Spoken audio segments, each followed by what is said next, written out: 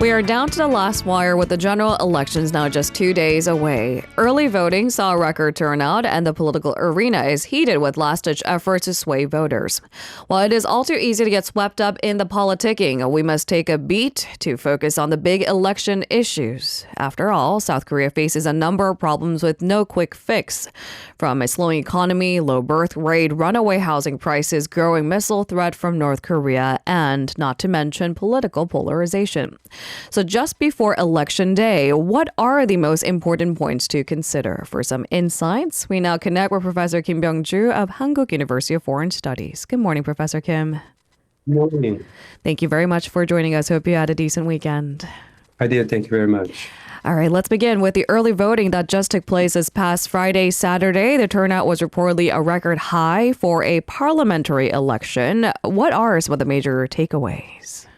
Well, I guess during this, what you called my decent weekend included my early voting. I went to the place like Saturday, I guess, and oh man, there was a long line, so many people. It was early Saturday morning, and I didn't exactly expect that many people at the site, but I just could feel that the level of commitment on the side of people for this political participation. As someone who teaches politics, this really matters because I talk to foreign students who come from elsewhere around the world, and they often talk about the sense of lack of power. They say, no matter what we do, my country doesn't change, and there isn't anything I feel I can do about it. That kind of sense of relative lack of sense of that's quite widespread in other countries around the world, but I sense there's something opposite here. People really wanted to make a difference, and I see a positive sign there in long line early Saturday morning for early votes. Yeah. And as you mentioned, the number turned out to be 31.3%. So close to 1 out of every 3 voters actually voted early rather than this coming Wednesday. And so what does this mean? More than anything, obviously, the voter mobilization. People want to vote, and people want to exercise their right there, and that's probably because they have concerns and the reasons to do so. If they believe the outcome will turn out to be in the way they want, they may lack a motivation to actually come all the way out there, especially like I did Saturday early morning, staying in the line and stuff like that. So people do have concerns and interest in the outcome of this election, and they want to make a difference. That was clearly seen there. And then scholastically calling it, I guess, the marginal value of one vote.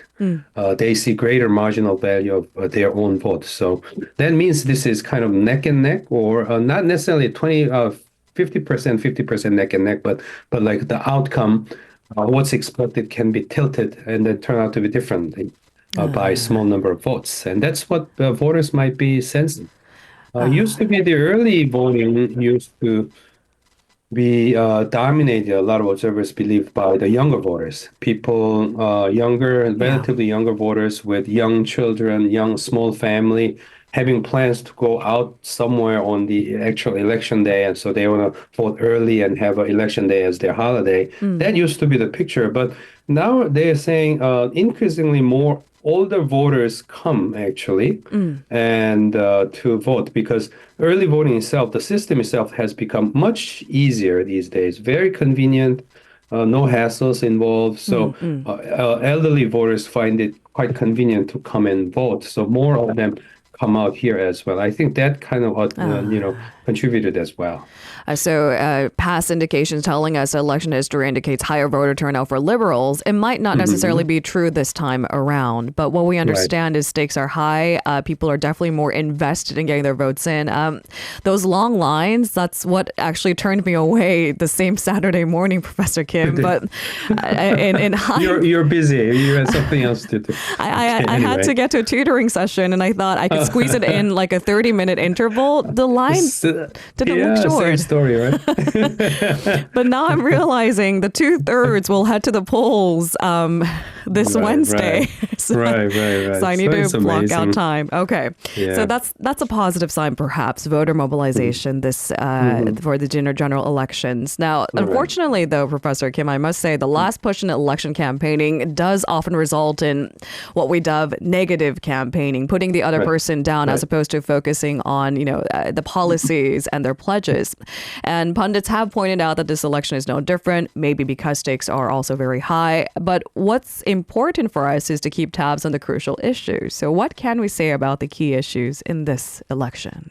I guess, interestingly, you kind of already pointed out and mentioned key issues at the beginning of this segment, but I have to agree with you. Like economy that needs kind of greater, faster growth for sure, and a lot of people are concerned about it, especially some of the key industries facing global supply chain reshuffling and U.S.-China tensions and what it means for some of the key industries and how Korea is handling it. That's a key issue. And you also mentioned the housing issue. Housing issue was a hugely contentious issue during the previous government, but this time it was kind of coming down. But then again, there are concerns about what's happening new here. The ever-present perennial issue of aging population and closely related to that is how are we going to support ourselves when you get old? National pension system, the reform of it. How are we going to sustain the senior citizens in their old age? National pension reform is very important.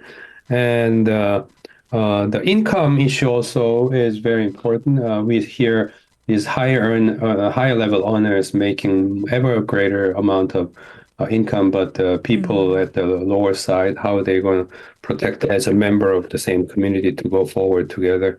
All these issues matter together with, of course, the external issues of North Korea, North Korea threats, and related to that, how are we going to deal with China and Japan and the United States, this upcoming November election and so on. So it's pretty much endless list of very important issues that this nation faces, and this new cohorts of new lawmakers elected this time will make a difference, big time, more on the domestic side, but also, relatively speaking, also on the international side as well. So those are the issues. But as you mentioned, also, it looks like despite the fact that there's a long list of really important issues out there, the election turns out to be more of a result of political polarization. People not wanting the other side to win, right? Right.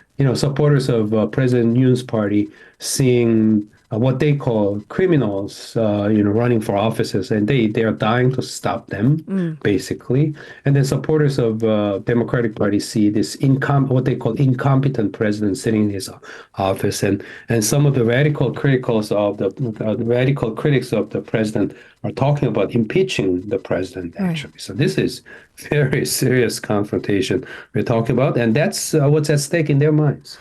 So as a voter, we need to be mindful of the fact that worsening political polarization means practically every sensitive issue could be seen through a partisan lens. So how do we become a more sensitive, educated voter? I saw that the DP has put out 286 pledges. The PPP has 301 pledges. How do I weed through it, Professor Kim? The sad reality is people don't care.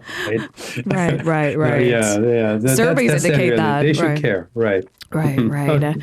Yeah. But try anyway, because there are enough analysis out there and we need to be mindful of them. So, absolutely. Professor Kim, the Democratic Party has slightly leading in many of the polls. How do we explain this? And what are the possible different scenarios for the final outcome? Yeah, looks like when we look at all these different numbers in the polls, and we don't, of course, we don't want to speak about specific numbers of the polls. There are regulations, requirements of mentioning polls in the broadcasting here. So, Right. but overall, it is official line that the Democratic Party is talking. They're saying they're ahead in about 110 districts Okay. out of 300. Not there are proportional, representations and stuff Right. like Right. so. But they're close to 300, let's say. Let's make it rough. And out of 300, about 110, they're leading. And then the People Power Party, they're saying I don't think they have official line, but different sources say somewhere between 90 to 80, 80 to 90 they're leading. Yes. What it means is that in all different media reports say there are about 50 to 55 different districts where so if we add these numbers, what turns out to be is that if like half of these districts if these districts where the connect gets evenly divided between the two major parties, we will adopt status quo. What we Ah. have right now, we will go back to the status quo. And People Power Party had more than 100 seats, 110, close to 120, and then we have about 170 or so. The current status. If these contested internet districts, that's even, but of course, you never know how it's going to come out, and it looks like even division is more unrealistic than one side taking some more swings towards their direction. So we'll have to wait and see on that one. But what we are saying is, my point is being that in terms of greater probability. The greatest probability is actually the kind of like going back to status quo of what we have Mm. for 21st National Assembly, Mm. going into 22nd National Assembly. Mm-hmm. But of course, with those numbers, there are different possibilities of actually People Power Party winning big, which looks like they say because of number calculations, least likely one and more likely one relatively is a Democratic Party winning big. Mm. But in my calculation and other calculations, most likely is kind of getting close to the status quo, what we have right now. So Mm. there are three different scenarios for sure. Okay, and depending on those scenarios, what's at stakes in this election? As you can imagine, if main opposition DP holds on to majority, we're looking at a lame duck scenario. Not to, just make hasty generalizations, but that's possible, isn't it? Right, exactly. The most likely scenario, relatively speaking, I'm not Mm-hmm. saying this is strongly likely, but Right. relatively speaking, most likely scenario of going get back to close to what we have right now. Mm. As you said, the lame duck presidency remaining in place, not being able to legislate any major policy initiatives into law, and kind of like the fights that we've seen for the past 2 years continuing into the remainder of President Yoon's presidency. That's scenario number one for the status quo. Scenario number two, relatively speaking, the number two, second most likely scenario of Democratic Party landslide. In that case, if their numbers get close to two-thirds of the seats Mm. out of this 300, and then two really major ones. One, presidential impeachment. It's some of the radicals on the Democratic Party side, and its allies are talking about presidential impeachment is possible with two-thirds of the seats.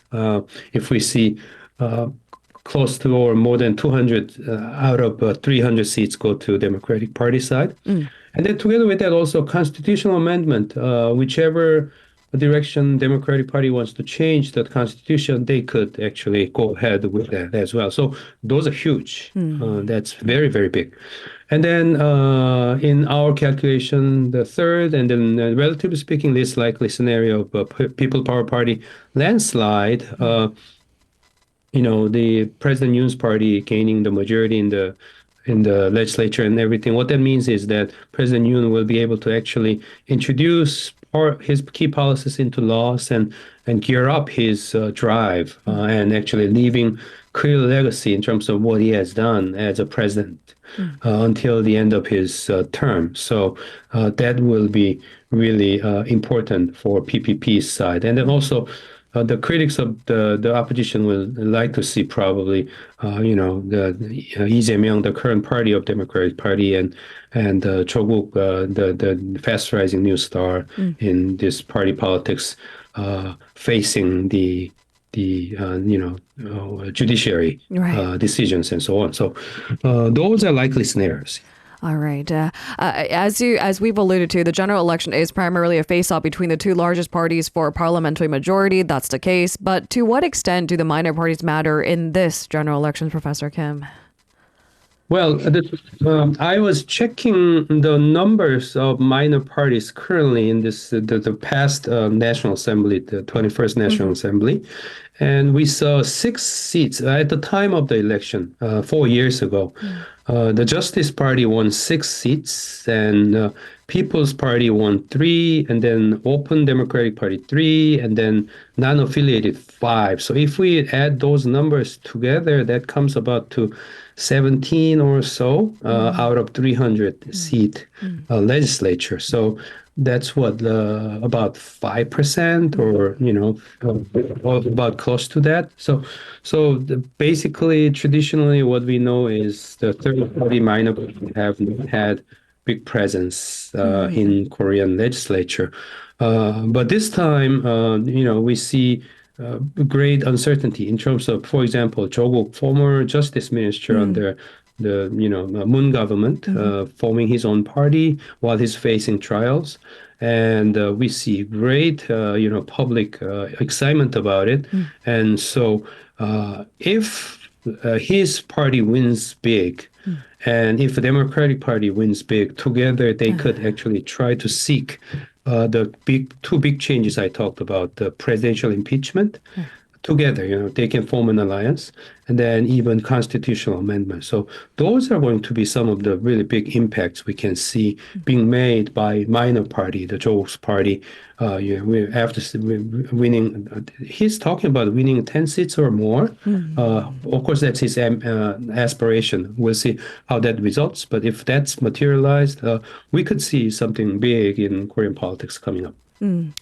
I think that's about all the time we have for this segment, but we'll speak to you again after the election results are finalized. See you Friday. Speak to you then, Professor Kim. Thank you very much. Thank you very much. If you're listening to our program using the podcast service, just a reminder that we do go live Monday through Friday, 7 a.m. Korea Standard Time. So tune in and help us make the show more informative by giving us your input. See you bright and early on Good Morning Seoul.